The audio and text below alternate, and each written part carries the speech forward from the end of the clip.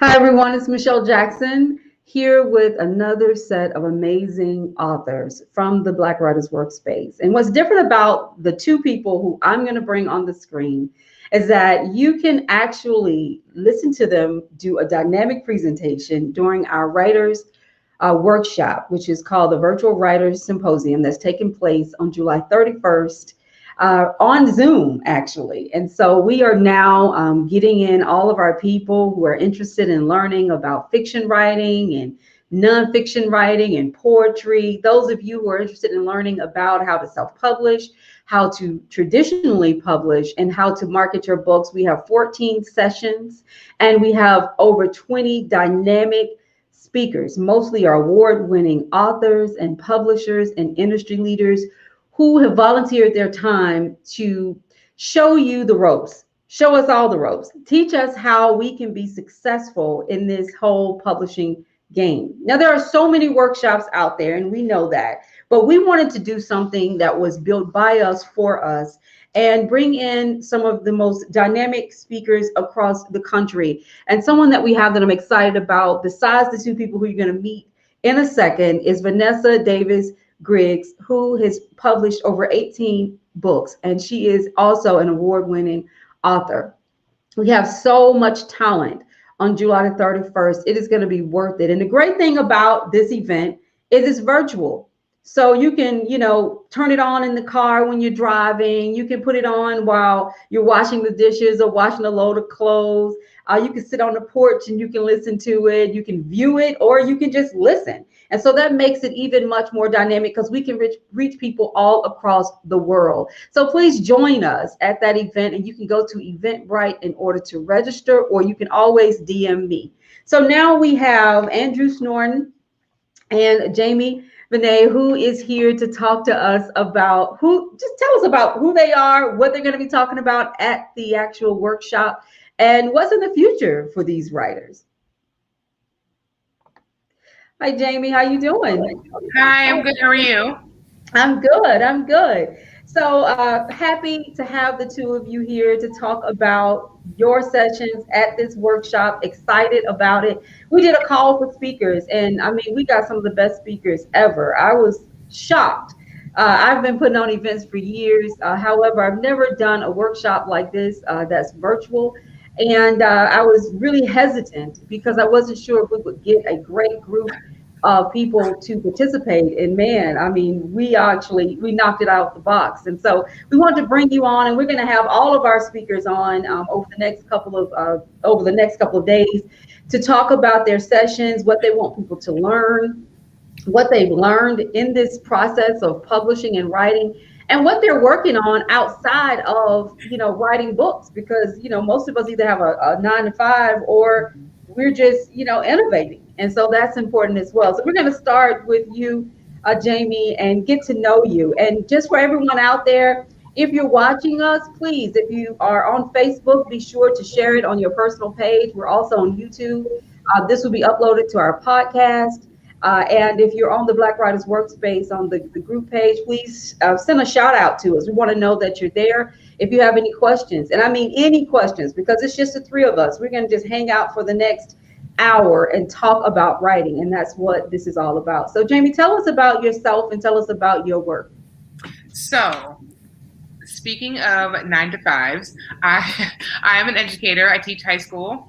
I teach writing workshop to sophomores through the lens of minority history, right?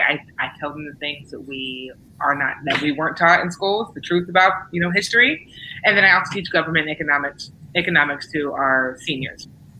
I'm also, I was former Division I professional athlete. Now I'm trying to just keep my body right and be able to move, be mobile, and as far as my brand goes, I've just recently started my business, Finding Jaymee LLC, in which I offer, wellness coaching. That's where I sell my books under that platform.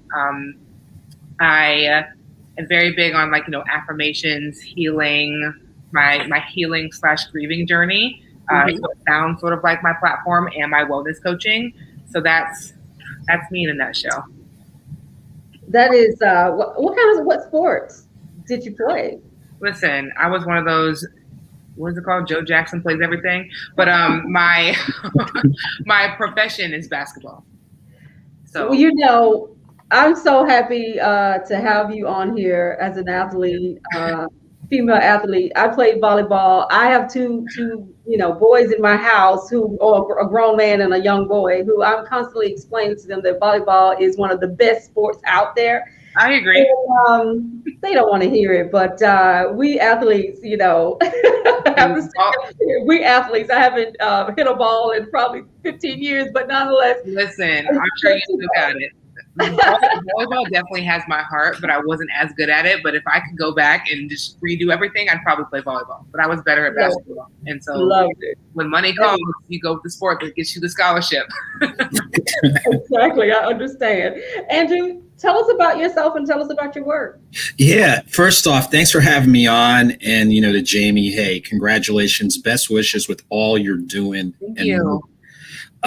My story, let's see. I'm based in the Atlanta, Georgia area, grew up in the state of New Jersey, attended college in the state of North Carolina, Wake Forest University. So I've been in the metro Atlanta area for a good while. Outside of writing, under my business umbrella, Creative Community Solutions, I have an education-based services, which ranges from traditional tutoring, virtual tutoring, ACT and SAT prep that I've done with a couple of the high schools in the area, a couple of the nonprofits, as well as Upward Bound, the chapter up at the University of Tennessee, Chattanooga. On the press and media end, I actually work with different businesses, events to help them better interface with like radio, television, now with the new media, podcasting, things of that nature. So I'm working with, some awesome entities from a custom hat company, 1820 hats, to a semi-pro basketball team, the Georgia Spartans, and everywhere in between. So that is really exciting to do. And then on the writing end, is where I've actually edited a couple of authors' books, but I've written 3 books of my own. So I did my first book in 2017, and I've also recorded 4 audiobooks. So for my talk on Saturday the 31st, I'm going to focus more under the topic audio only, the growing presence of the audiobook. And I'm really excited to not only share my experience, but hopefully it gives some great seed planting and ideas for people who are kind of thinking, should I dabble in that area? Right.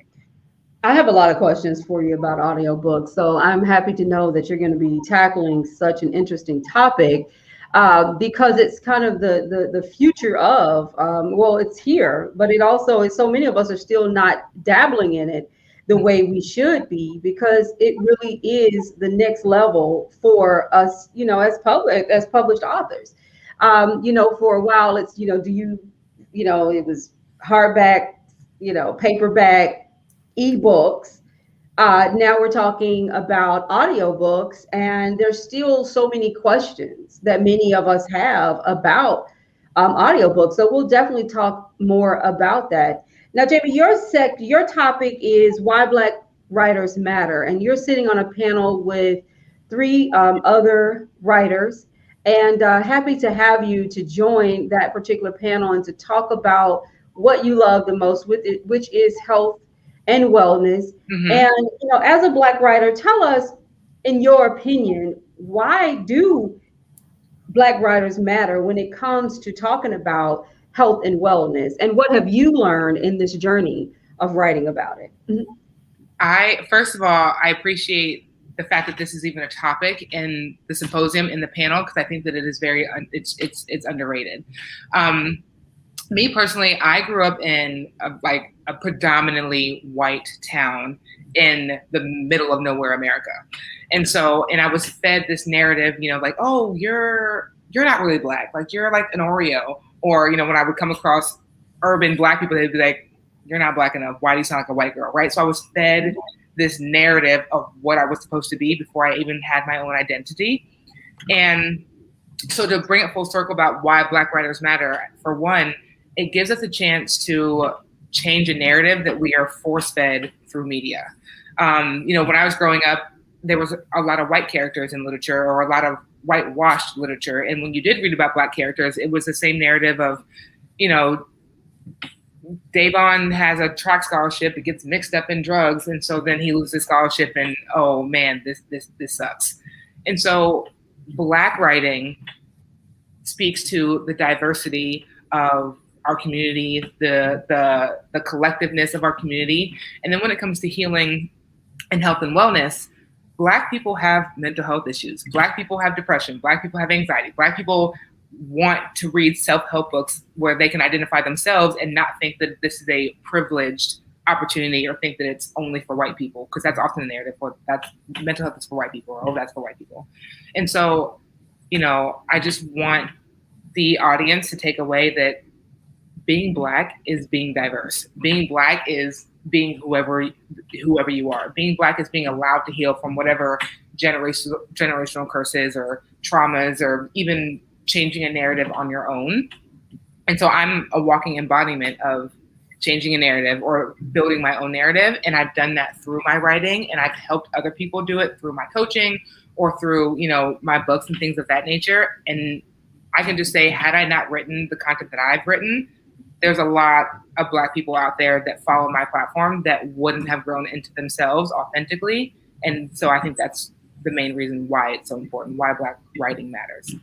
Let's talk about this authentic self that we should all be pursuing. I feel like social media hurts that in so many ways, because we're having this. I hear this conversation so much about being authentic, and it almost sounds like we're talking out of both sides of our head in some ways. It's like, be authentic, but then be super polished on this, when you're taking pictures, and be perfect.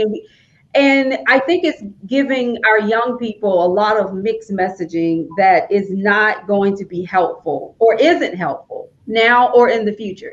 I think about myself as a woman. When I was in my 20s, I was struggling with self-esteem issues. I was, and there was no social media around. There was no one liking or not liking or friending or unfriending me. And so I can only imagine how hard it is for us to really get to that authentic self in this environment. And what type of advice would you give to either a parent who wants to make sure their kids are authentic, or to a child who's struggling with their self-confidence because of social media? I think first and foremost, because I teach children, the advice that I often give to my high schoolers is I tell them what authenticity is. So it's not you posted the perfect selfie and now someone likes it, whatever. Authenticity is having a bad day. Authenticity is being vulnerable. Authenticity is saying no. Authenticity is showing your tears, right? Or, I guess in a classroom setting, Miss, I'm not having a great day today. I just, I need a moment. That's authenticity.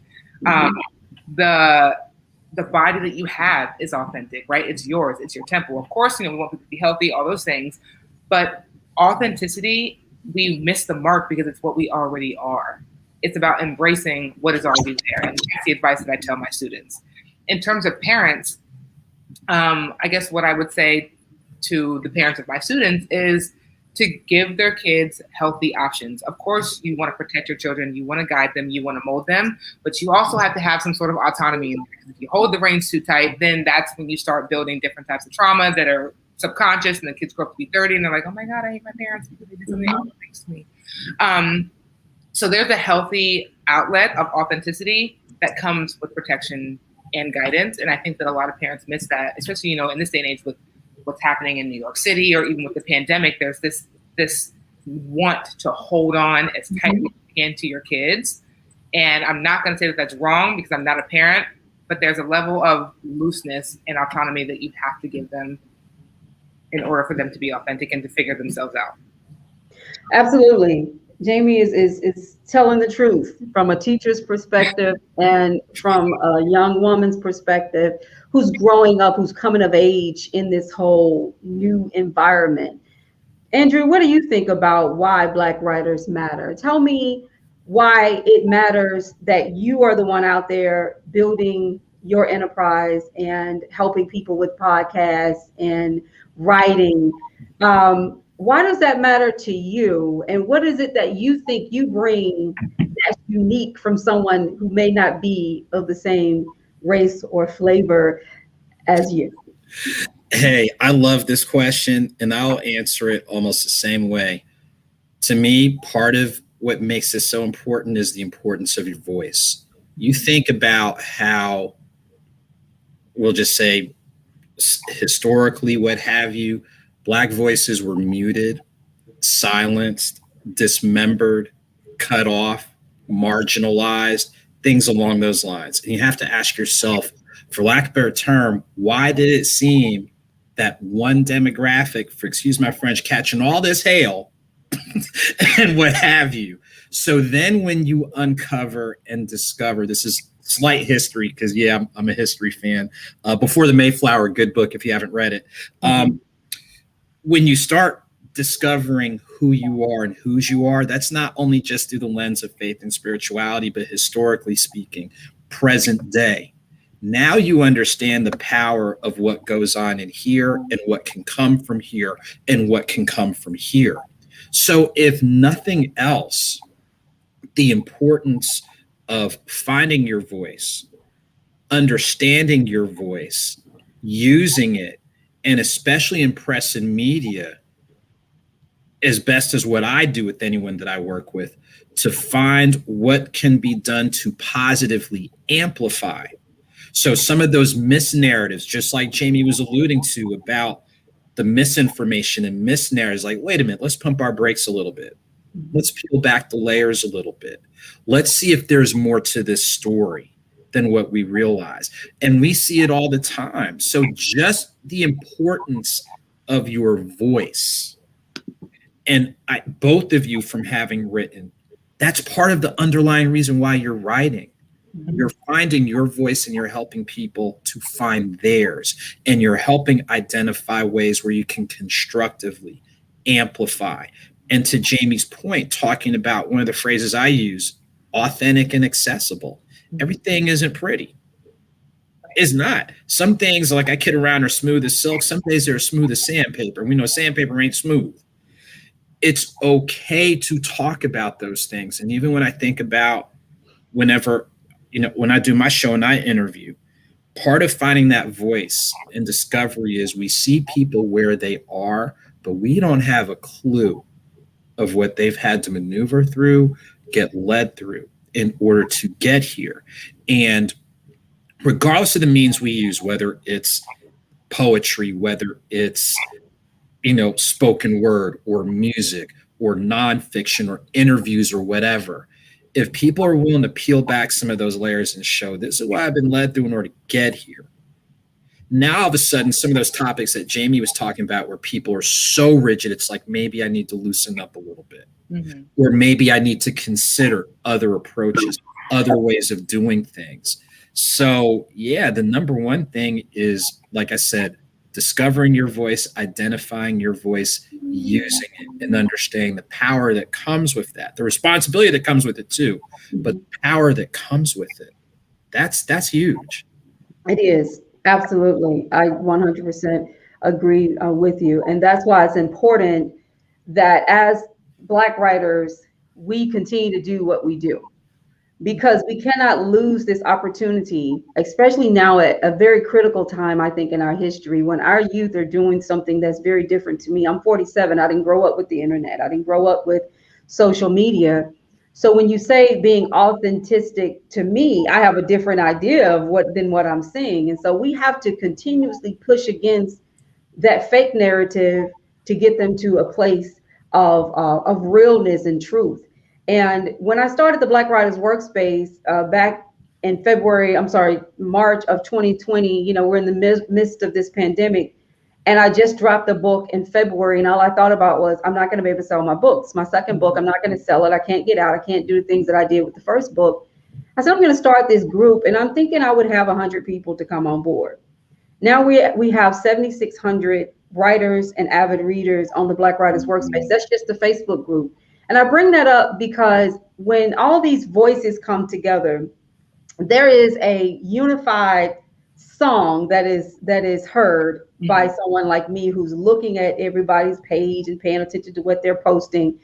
And what that is that we haven't been heard enough. That's what I hear.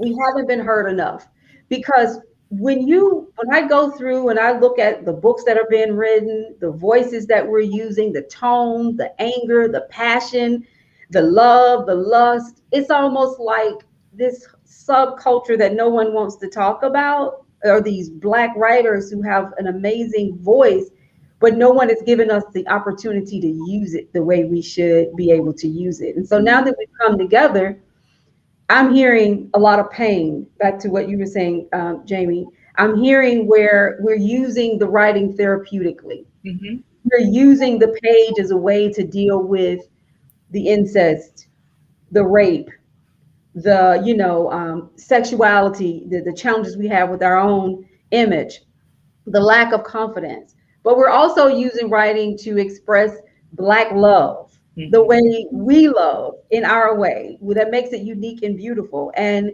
we're talking about our relationships with our friends and our family, and we're talking about everything. And we need to be heard. And that's why it's so important. That's why I wanted to have that particular topic of why Black writers matter, because yes, we can, we love writers. Okay. I don't think any of us will say we don't write or read works by non-Black writers. We do. I mean, we have to. That's just you have to. And I, and some of it I've been reading my whole life. I love all work, but if we don't have that space to share our stories are going to die. Yeah. And we cannot allow that to happen. So Jaymee, what is it that you want the people who come to your particular session on July the 31st to learn about Black writers, and what is it that you tell your students about writing? So the first thing I would tell them is writing is therapeutic. So at the very least, Black writers doesn't mean you need to be a published author. You need to be a New York bestseller. Black writing is Black writing. If you want to write in your journal, if you want to write in a blog, if you want to share with a couple people, 1,000 people, Black writing is Black writing. Express yourself. Mm-hmm. Black writing is vulnerability. And I definitely in this panel on the 31st want to break the stigma of imposter syndrome, because I see imposter syndrome so much with Black entrepreneurs. So not always just Black writers, but it's always, what am I doing that's different? Or is anyone going to listen to me? Or is anyone going to read my writing? Or I can't do this because people don't look like me in the writing world or in the fitness world or whatever it is. And so I want to hone in on imposter syndrome and just break it.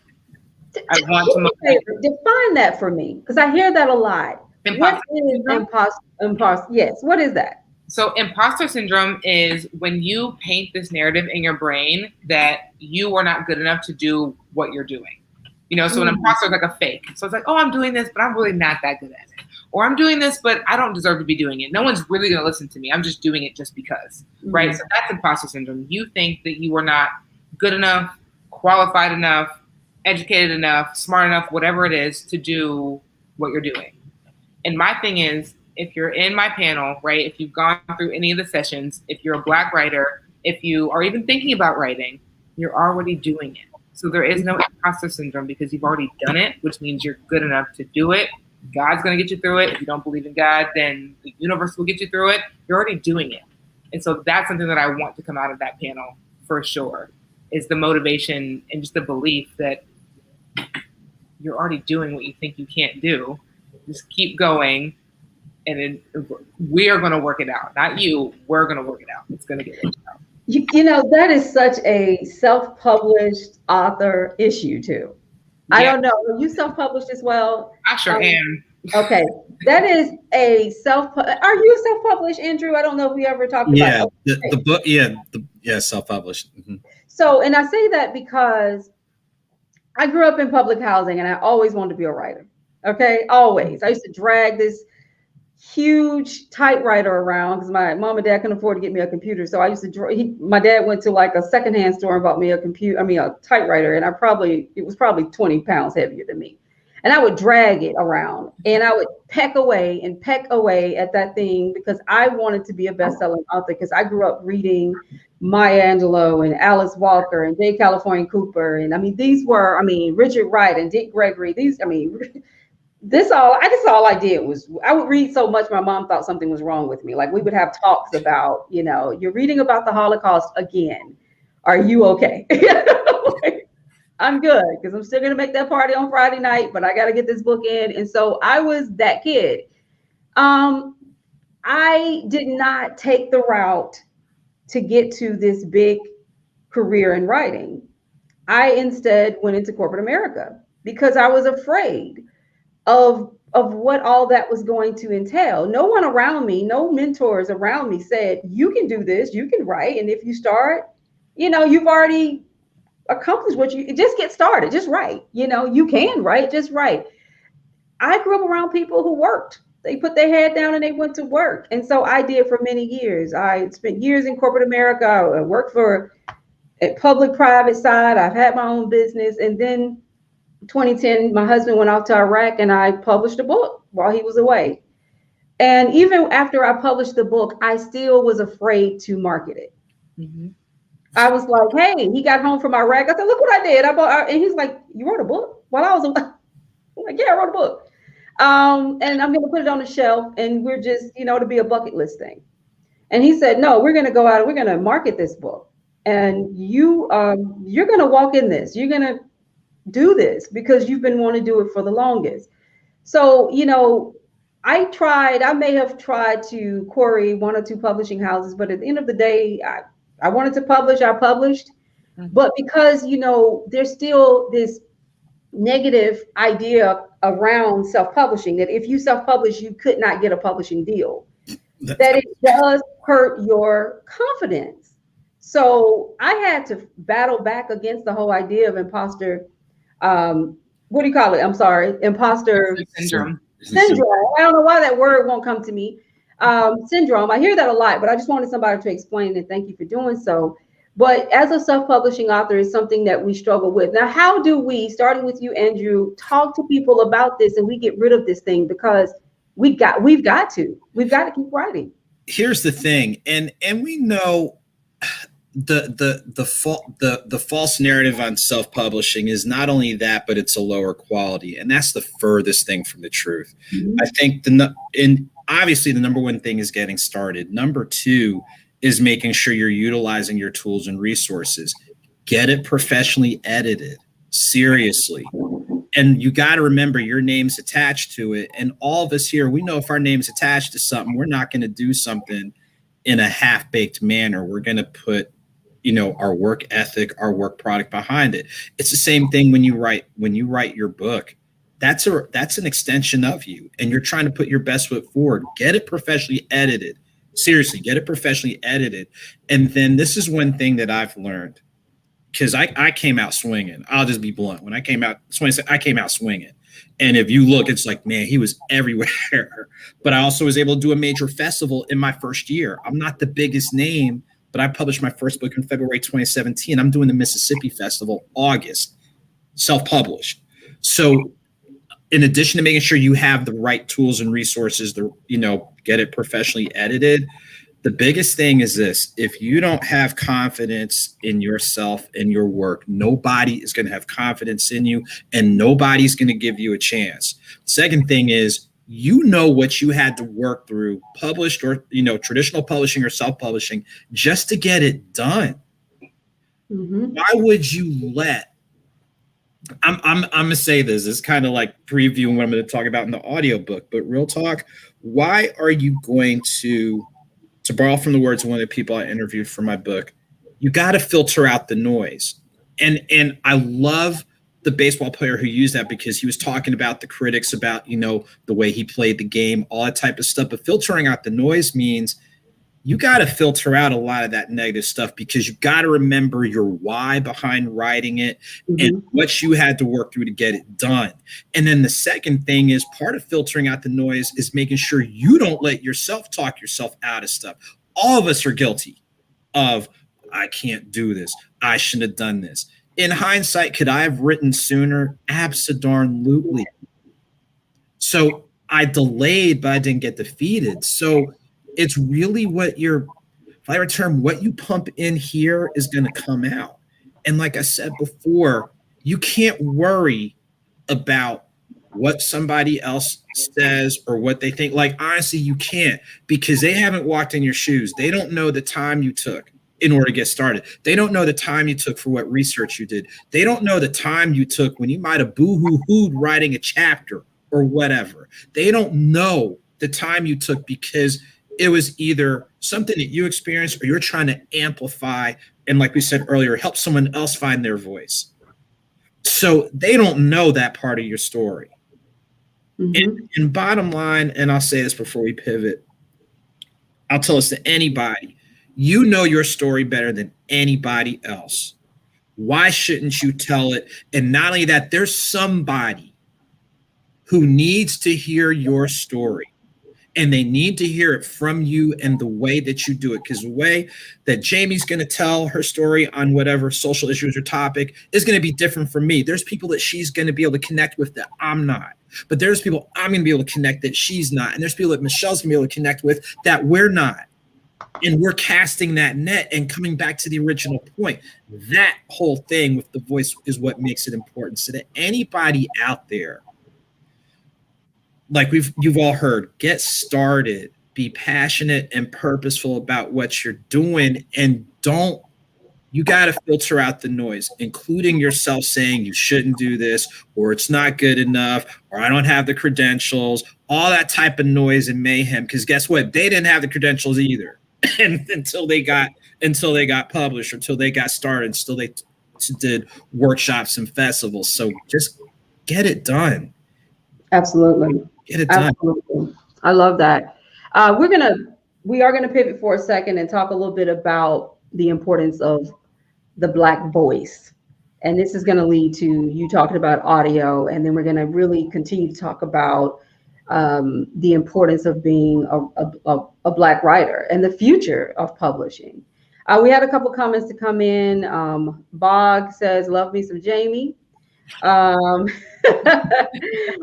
Facebook user says, a Black writer, we matter because we have a responsibility to give the truth and not someone's narrative of the truth. Until the lions become writers, the tale of the hunt will always glorify the hunters. Wow. Controlling your narrative. Yeah. I'm a PR person. I have a PR firm, and this is something I talk to my clients about all the time. Control the narrative. Okay. And that is something that so many of us need to better understand. And I go back to social media a little bit. I'm not sure why I keep going back there, but because we are all building our own brand now more than anything, because we have access to a tool that gives us mass appeal, gives us a way to mass market. I no longer have to pay someone to mass market me. I can just get a bunch of followers on social media and do that. But in doing that, I am building my own personal brand. Now, the question that we have to ask ourselves is, how will building a bad brand hurt us in 20 years? Nobody's thinking about that. We're so in the moment. You know, I go on, and sometimes I'll see, I see a lot on social media because I am kind of a junkie and I like to read my news on Twitter, and I love Black Twitter. It's hilarious. But I see people doing things that I'm going, are you going to be happy seeing the video of that in 20 years? Because this is your brand. And so when we're talking about Black voices and controlling the narrative, I think it's important that we continuously remind people to pay attention. Think about what they're doing, what they're putting out there, and how is that going to be controlled on a platform that is not restricted or controlled in the country. So I think, we talk about Black voices, and we're going to pivot in and talk about audiobooks. I want to ask the two of you about the importance of hearing those Black voices. And that's what I love about audiobooks is the fact that now, there are companies who are realizing that to tell a Black story, you may need a Black voice. What do you think about that? What do you think about that? And how is that going to further position us to take a little bit more of a bigger role in the publishing industry going forward? But let's talk a little bit about these Black voices and the importance of hearing those black voices. Andrew, you want to talk about this? Is your topic, and Andrew's going to be talking about audiobooks at the symposium. So please come out and hear him. He's not going to give all the goods today, but we want to talk a little bit about that. Yeah, like we said earlier, we've all talked about the importance of voice. And I'll just say this from just an identity issue. Things resonate a whole lot differently when you're hearing something that sounds like you, or you can draw that connection with. Like, if, think about like the adages, you want to know what a woman thinks, what do? You ask another woman. There's just something just about even in that simple statement where there are certain things women need to hear directly from other women on. And be more specific, there are certain dynamics, topics that directly impact Black women. And guess what? They need to hear it from other Black women, whether it's for the moral support, emotional support, just connecting and just being, wow, there's somebody else other than me who's thinking this or talking about this or wondering about this. And guess what? It's the same thing for men. We have to be able to do that. It's so powerful. And we forget, think about through the lens of music, what was the first instrument? Your voice. That comes out, we said before, what's probably the most powerful tool? Your voice. So when you're putting on the earbuds or you're just playing it loud or whatever. And I'll say this, just like in writing, like in general in writing, to me, the most powerful form of writing is probably the most simplest form, and that's poetry. And you think about in music, what's so important about music? Those verses. So just like a verse is to a song, guess what? Those pieces are important to poetry, which makes it simple, effective, powerful. Now, all of a sudden, you're translating that speaking experience into an audiobook. I remember in the old days, it was what, a book on tape. I guess they still make books on tape. In the church, it was the cassette ministry, right? Where they'd have the big old thing in the back, put the tape in, go ahead, record it. And then part of the stewardship and outreach, in addition to what Meals on Wheels and whatever, is like, go ahead, we're going to deliver this to sick and shut in. Now with technology, you can stream just about from anywhere. And you think about how important it is what you put in here is going to translate in different ways, shapes, and forms. Think about the emotional things we talked about earlier. If we're trying to help people pivot and pull through, sometimes they need to read it, but sometimes they need to hear it. So that this medium can be just as effective a tool as that paperback, that hardcover, that ebook, when we're speaking for things like this, for people who have dabbled into poetry and spoken word, gone to the poetry slams and whatever. And now here's another means by which you can still get your message across. You can still help people pivot. Think people can resonate, can connect. So I think what's going to happen is, as people are just like more people, think about when people first started doing ebooks, people were kind of nervous about it. Now it's one of those things that we understand that can be a tool to connect with a different audience. The audiobook in principle is the same way, but without going too deep, when you think about the umbrella of an audiobook and the creative things you're able to do, now all of a sudden you've got another tool in your toolkit to be able to share whatever narrative or share this particular story or shed light on this that we need to talk more about. So yeah, it's another great tool that once you're ready to take that dip in the pool, be ready, because it's another thing for us to continue to keep our stories going so they don't get stifled. Absolutely. And Jaymee, you said something that I wanted to come back to, and that I hear a lot. more than I want to hear, to be honest with you. You said that you grew up in a predominantly white community and you had white people who felt like you either talked too black or black people who felt like you spoke too white. I have heard that so often from writers. The tone and the voice is so important in writing. Okay. If you're not an author, you may not quite understand it as much, but it is extremely important because it has to be authentic and it has to be consistent. You know, and one of the hardest things, I write fiction. So trying to keep that tone is, consistent throughout a, 200, 300 page book is tough.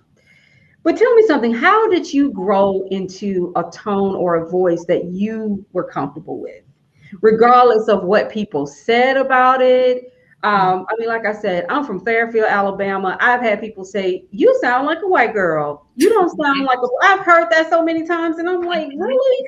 I never really thought about it. But I will say this, when I was younger, I was very quiet. And the reason was because I really didn't want to sound like I heard some people sounding. I didn't. I wanted to pronounce my words differently. And I studied that. And I don't know if people know that, but that was one of the reasons why I was very quiet. I have no shame in my Southern accent, and I am a y'all person. I'm Southern, no doubt. Yeah. But I did, as a young girl, I guess because of all the reading and just admiring people from all over the world in the reading, I wanted to sound differently in some ways. Not that I didn't want to sound Southern. I just wanted to make sure I spoke my words clearly. And so I was always very quiet because I was studying and listening to people as they spoke. It's just a weird thing that I did, but that's the truth. Talk to me about your voice. How did you figure out who to say, this is who I am, and this is the voice that I'm going to have, and I want to stand in that. Talk to me about that. So there's several things about my voice and my tone. But me finding my authentic voice and sort of, I guess, finding myself literally came like a year or two after I moved to Brooklyn. Again, I'm from Southern Ohio. And when I first got here, people were like, you sound really country, because, Southern Ohio is in the South, but once you get toward Kentucky, Tennessee, we kind of all blur together. So when I moved to Brooklyn and honestly got comfortable around Black people and got comfortable being Black, as bad as that sounds. So it doesn't sound bad because that is what it is. But I had to get comfortable being Black. I had to realize that you're not pretty for a Black girl, you're pretty for a Black girl is a microaggression. You don't sound Black or you sound too white is a microaggression. That's not cute. I was like, oh, that's a compliment. Coming to Brooklyn, people just like, no, that's not okay. Like, you need to dibble and dabble and find yourself. So then I started blogging and telling my story. And then when it comes to like my actual voice and my tone, it's actually shifted. And my family members will even say, and even some of my longer friends, I don't sound the same. I don't have a lot of pitches. I'm very mono. And that's honestly come from shutting off my emotions. There's a lot of bad things that have happened. And so when I tell stories or when I say things, it comes across very powerful and passionate, but it lacks a personal feeling, if that makes sense. I'm very good at storytelling, and I'm very good at making people think that they know me or getting something across without opening up to people. Mm-hmm. And so that's where my tone comes from. Now, in unpacking some traumas and in writing about it and having to reread my own work and be like, damn, this really happened to me. I've come up with more of like my reader's voice. So when I, just had my book released for my second book, and when I read out loud, there's more passion behind it. There's more feeling behind it, but I'm able to do that because now I'm reading about something to an audience, about something that's happened to me. And so that's why I write, self-help books, or I guess third-person memoirs about myself, but in a third person, because I have my voice. My voice is more powerful when I'm helping other people or when I'm talking about myself. But I had to build that by leaving where I was from and going to a different, moving to a different state when I was 18 and then staying here. Mm-hmm. I also travel a lot, 30 plus countries, and each place I go, I have a friend of a friend of a friend or whatever, and I learn things about their culture. Mm-hmm. And hearing people from other countries call Americans stupid, or be like, oh, do that thing that we saw in Love and Hip Hop, because all they see is what's on TV. Mm-hmm. And then having Ecuadorians and Croatians and Serbians tell me, you don't sound like what we saw on TV. You don't sound black. Or, can you say that thing like I Love New York from Flavor Flav? I'm like, no, I can't say that. Like, what are you talking about? So then that's also made me stray away from what people expect, and then using my own trauma and growth to mold my own voice and the tone that I use to read the work that I write. As long as they don't ask you to twerk, I think it's going to be okay. All right. Have they asked you that yet? Yeah, listen, when I went to Japan, can you do that thing? I don't know. The amount of questions I get asked when I go to these countries, and literally they see something on TV and they're like, oh, can you? I'm like, no, I haven't even seen Love and Hip Hop. I can't do that. And that speaks to the branding. That speaks to exactly what we were talking, what I was saying before. Is how people perceive you, controlling the narrative. And unfortunately, what's out there is being stuck on the backs of all of us, particularly the bad. So what you were saying about what happens if you build a bad brand. If you build something authentic, it can't be a bad brand. Exactly. The issue is, love that. 15 years ago when we came out with Flavor Flav and I Love New York or whatever, and there was, the token black characters, whatever, that was a bad brand. So now 15 years later, I got people in China asking me if I can do that thing they saw on TV. No offense to the creators of, all that, I love BET, like you said, Black Twitter and Shade Room, but come on, guys. Like, I know. Well, it's called balance. And we've always had this thing, even when you think about music, there's some tracks that put out one message, some that put out another. It's called, I think to that point, it's where this is what makes this important. It's not to say that is not a narrative, but it's not it shouldn't be the dominant, and it shouldn't be the only.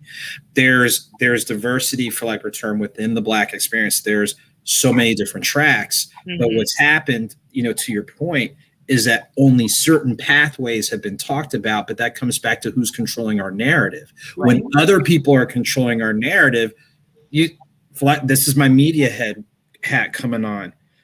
Think about the first 10 minutes of your local news.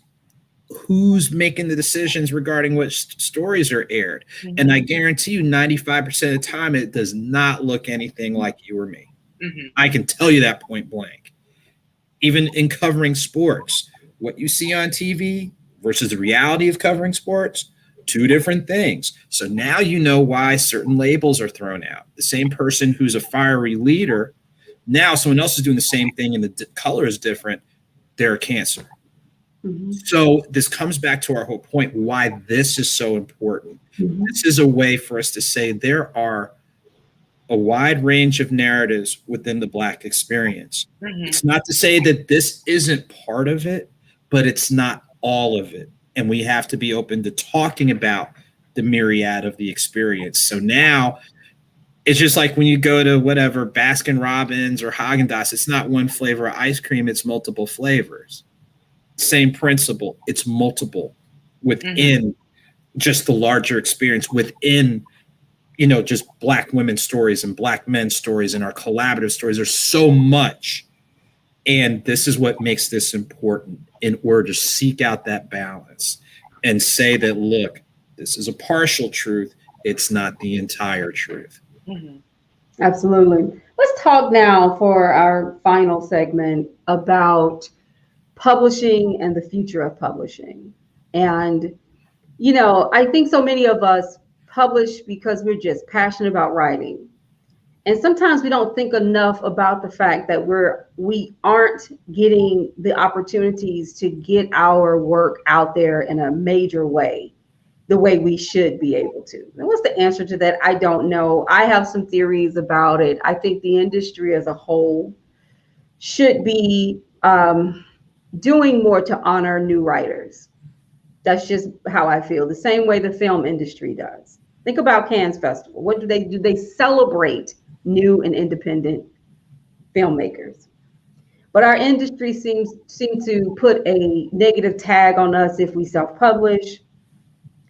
And then if we choose to wait around to get the publishing deal, sometimes, we're waiting months and years. The work itself may be outdated by the time it even gets out there. And then we struggle with the voice, the tone. Do we write for the writer? Do we write for ourselves? I mean, for the reader, do we write for ourselves? Do we write to sell books? Or do we write to be passionate? It sounds to me like the two of you are passionate writers. You're writing because, Jaymee, you want to help somebody. And there is nothing more important than that. And if you could tell your story and help somebody, even if you just help one person, to me, you won. You won.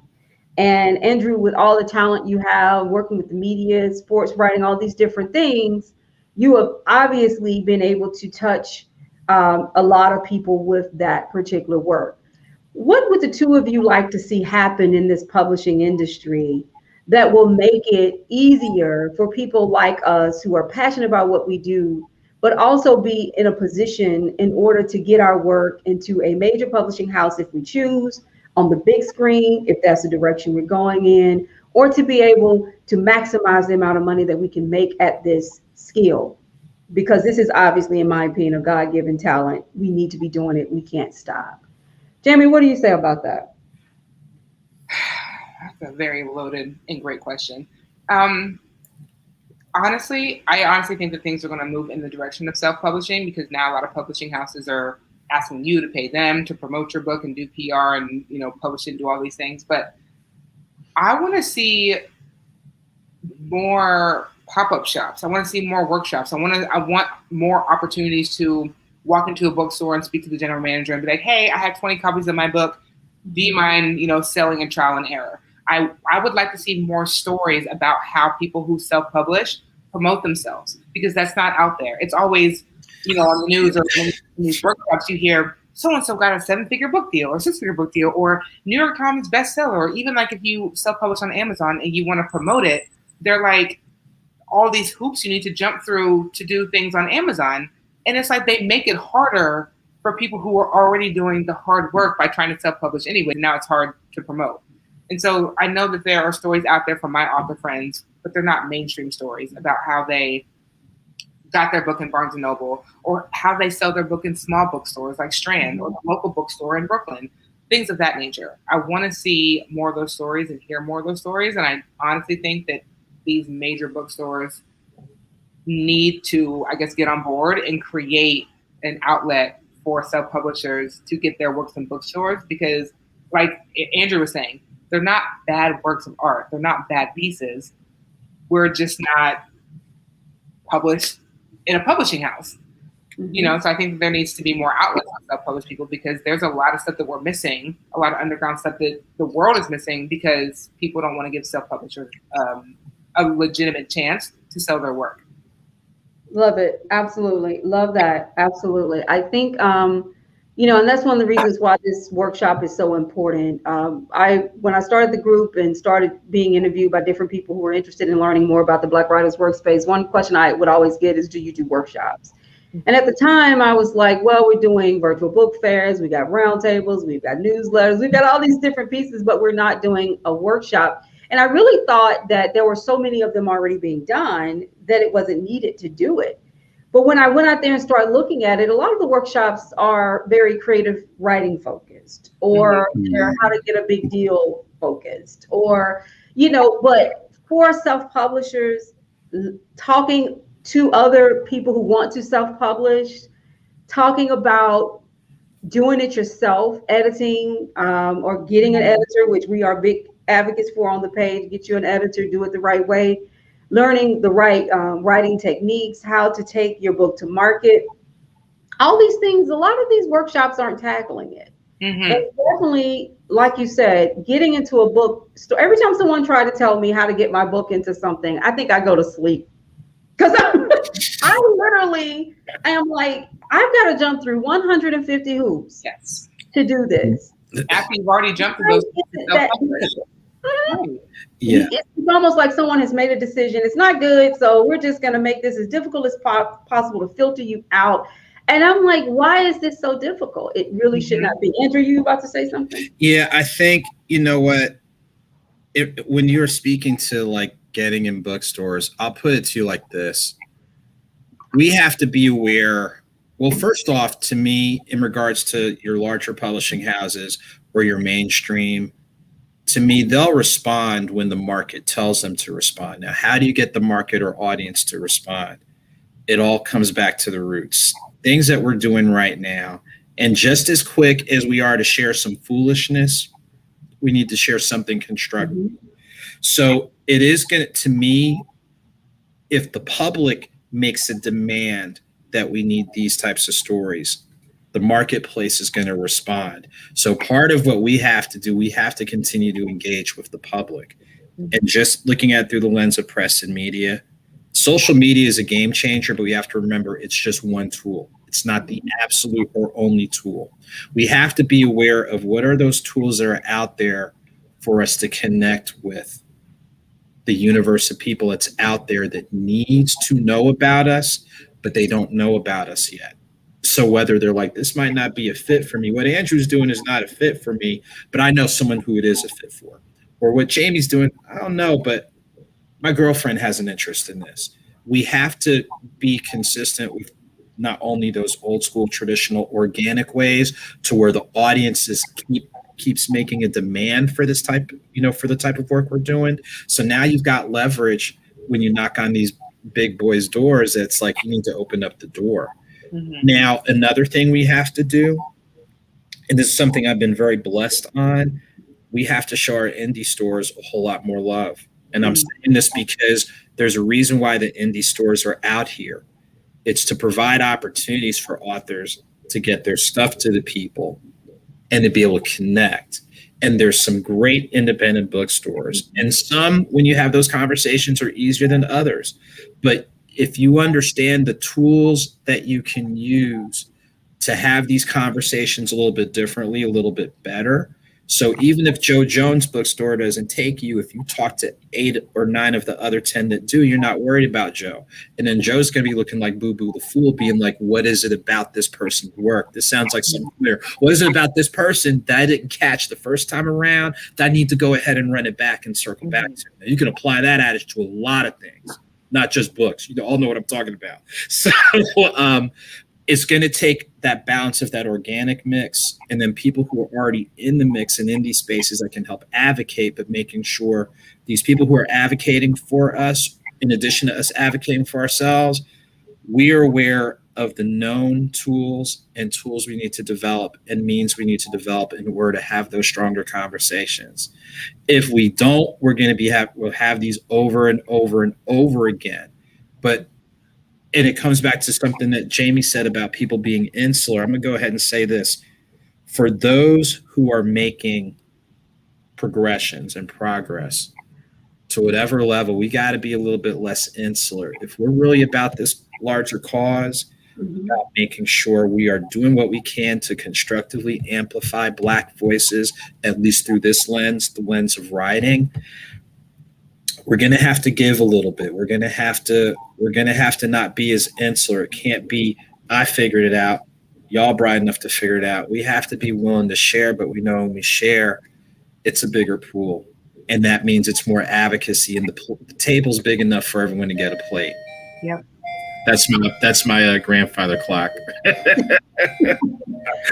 I love what you said, and you're absolutely right. And we've got a couple more people.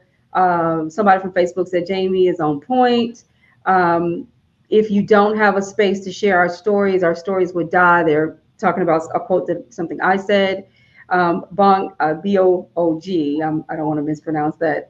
Love that, Andrew. She was celebrating something that you said. And then someone came back and said, thank you for the BWW. I need to republish my early work because I had to learn the process. And that, yes.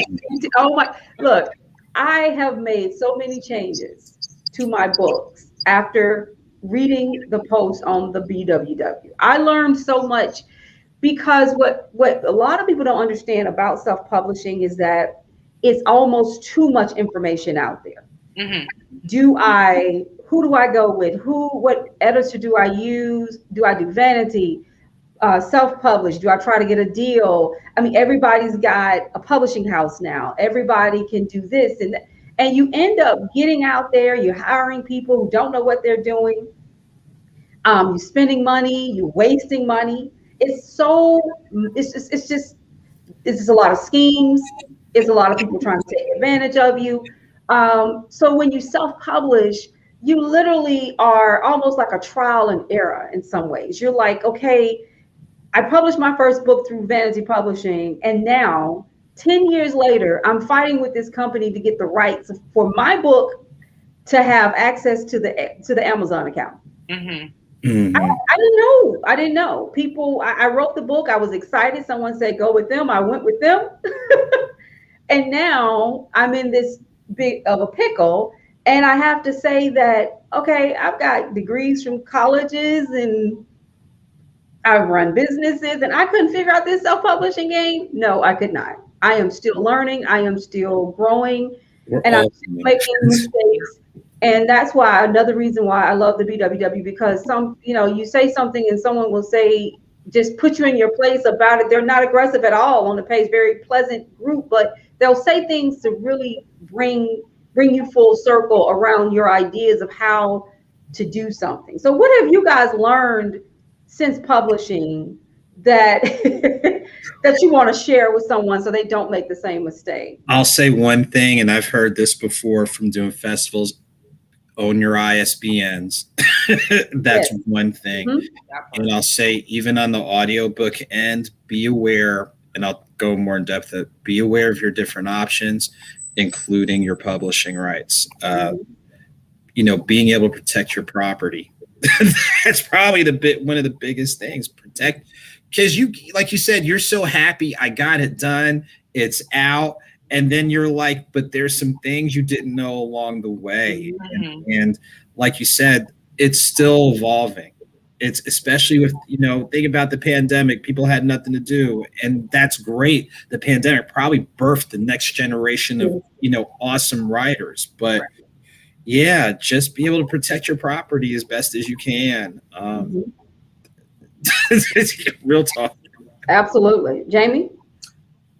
Well, first and foremost, I learned that I need to rewrite my first book as well. It is not my favorite piece. I love it, but my second one was much better because I learned things along the way. But I've learned definitely own your ISBN numbers, but also the whole royalty situation. So just because you self-publish on Amazon does not mean you need to sell on Amazon, because Amazon will take, so it's like, this is a profit side of it, but these companies will be like, oh yeah, self-publish here and sell here, do this, do that, and we'll market it for you whenever. When in all reality, if you have a strong enough platform, you can buy in bulk from Amazon, the author's copies, and then you can sell it on your platform for less money, more profit, and you're also able to, have your own packaging and your own stickers and actually brand yourself, because Amazon's not going to brand you. They're going to send the book in the Amazon shipping. So that's a huge thing that I've been working on, is actually branding the book and not just having it out and letting Amazon take my money and do whatever they want with it. Absolutely. I totally agree. I mean, my second book, I did everything. I created the cover. I did the layout. I did put it on Amazon, but like you said, I take the bulk copies. I sell them myself. I set up my own website. Yes. I just tapped into all the things that I knew how to do. And I got rid of my own imposter syndrome, because I was afraid to do those things before, because I didn't think it was going to be good enough. You know how you're like, oh, I can create a website, but it's not going to look like that website. So maybe it's not good enough. Mm-hmm. At this point, I have gone to websites that can be horrible, but as long as you can click that button and buy that book, right, that's the point. And so it took me a minute to just say, you've got all these skills on digital marketing. Why are you willing to pay someone to do it? So I did everything myself except for editing, because I do not edit my own work. I don't even edit my own work for my business. And so I'm a big believer in having a second or third eye on that. But a lot of mistakes can be made. My book went out through a vanity publisher 11 years ago. The hard copy is $29. $29. And it's like 156 pages because the vanity publisher put the price on it, and I can't change it. So those are things that, you need someone who's going to be honest with you about it and say, don't do that. That's not a good decision. This is my experience. But back to what Andrew said, we can't hoard our knowledge, right, and think that we're going to grow as a community. We cannot do that. That is not going to help us at all. Share share what you've learned. And, we can all eat. So just share what you learn, and you're going to be, happier. The community is going to grow faster for that. So absolutely. We are over an hour now. We're an hour and 5 minutes. And I want to wrap up by first saying thank you so much to the two of you for agreeing to be a part of the Writers Symposium. This is our first virtual Writers Symposium. I know it's going to be excellent. I'm just listening to the two of you. I'm excited just to hear you at the event. We invite everybody to come out and be a part of it.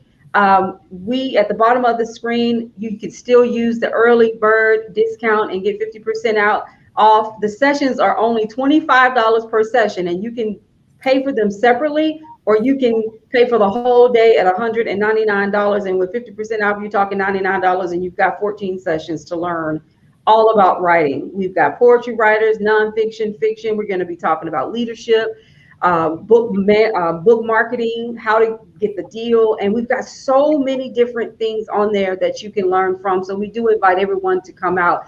Let's wrap up by having the two of you tell us how we can get your work and what's next for you.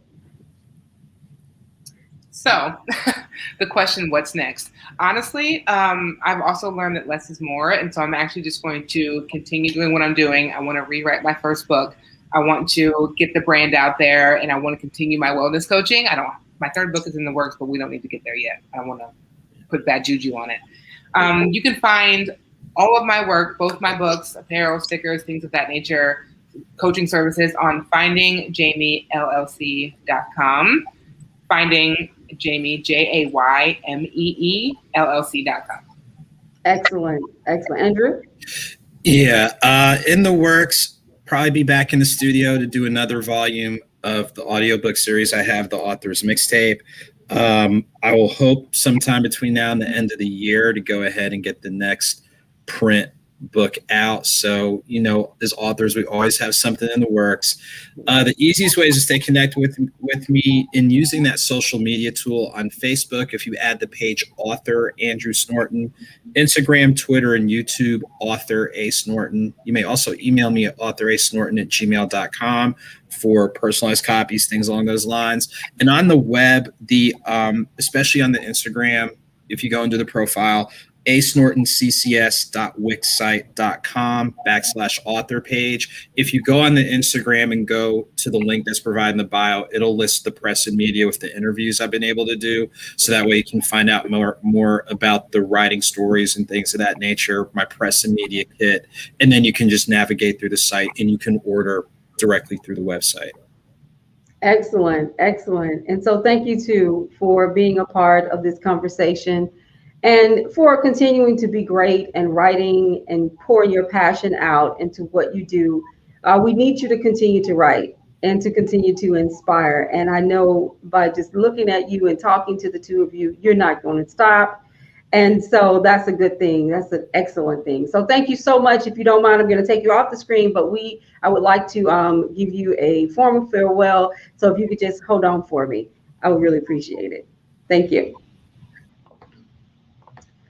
So as we talked about, we are gearing up for an amazing event on July 30th, which is the book fair, and July 31st, which is our Writers Symposium. I invite everyone to please come out and be a part of the Virtual Writers Symposium. Our sessions are $25 each. There's a 50% discount code at the bottom of the screen, and you can be a part of this event. You can listen to it on your cell phone or watch it on your laptop. But nonetheless, it's going to be an amazing amount of information, things that you need to know if you're looking to get into writing and publishing and self-publishing. So thank you all for being a part of this this conversation. It was amazing. I've learned so much from the two of them. I'm so inspired.